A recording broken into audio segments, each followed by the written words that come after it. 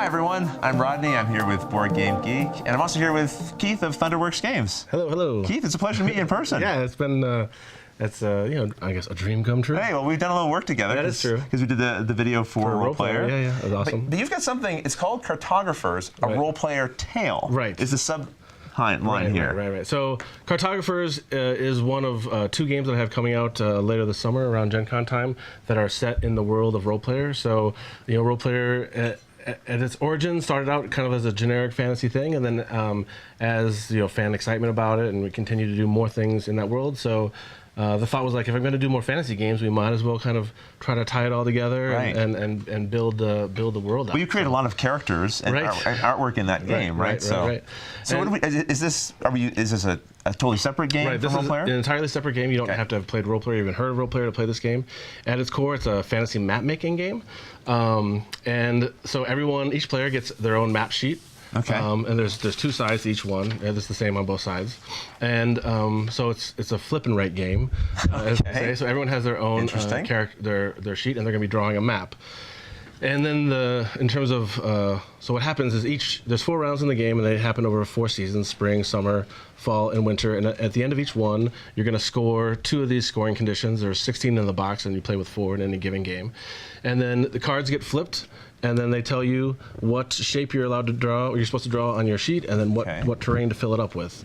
So there's there's villages, and there's water, and there's forests. So if I'm understanding, so I have to make this shape, 3 square down, 2 across in the middle, but I can make them either of these types. That's so correct. Could I go all red if I wanted, or all? Yeah, you have to go all of one of those 2 colors. Oh, all of one of the. Okay, gotcha. And you can rotate and flip the shape however you want. Right. And then when you kind of keep doing that, and as these time numbers add up, that'll trigger the end of the round. Okay. So after we get a total of 8, so there's 2 of the 8. Right. That would end spring. Are we both working off the same card? Yeah. So one card flips and everyone draws. So the game plays 1 to 100 players, meaning as long as you have enough pencils and enough sheets, there's no limit to how many people can play. How many sheets come in the box? 100. Okay. So that's where you get the 100 number. Fair. And then at the end of each round, you're scoring. So, for example, this one's saying for every mountain that's connected to another mountain via forests, you get 3 points for each one. And this one is saying for every water space next to a mountain is worth 2 points, and every farm space next to a mountain is worth 1. Oh, okay.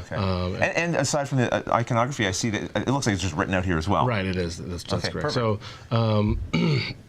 And everyone's drawing on their maps, going through the seasons, and then they're scoring at the end of each round.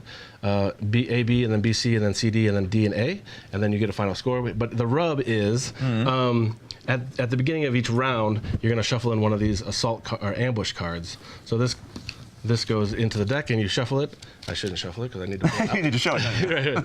So then this comes out. The Kobold Onslaught arrived. Right. Okay. So this symbol means everyone passes their map to the player clockwise order, right? And they're going to draw this shape on your map and hand it back to you, and they're going to fill it with the monster terrain. Oh, that's great. Okay. So at the end of each round, for each empty space around a monster terrain is worth a negative point. Right. So you're not only trying to meet these goals that are in front of you to get the most points, you're also trying to minimize the damage that the monsters on your sheet that your buddy put on there for you. Very clever. So there's a little bit of messing with each other. Right. I think it's somewhat unusual to have that amount of interaction in a flip and write games, and I think it adds kind of a cool element. Is this the first time I've heard flip and write before, as a term? Coined. So I think the Welcome To guys use flip and fill. Okay. So I had to deviate. All right, you got the corner on flip and write. Okay. All right. Yeah. TM on that one, right?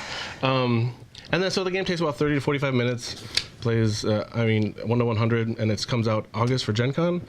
So this is the first game that that Thunderworks has done outside of Kickstarter. So I'm going straight through their retail distribution channel. Although I'm taking pre-orders on my website, and for both, that will be either delivered at Gen Con or mailed to them. And if you don't mind, what's the website address? www.thunderworksgames.com.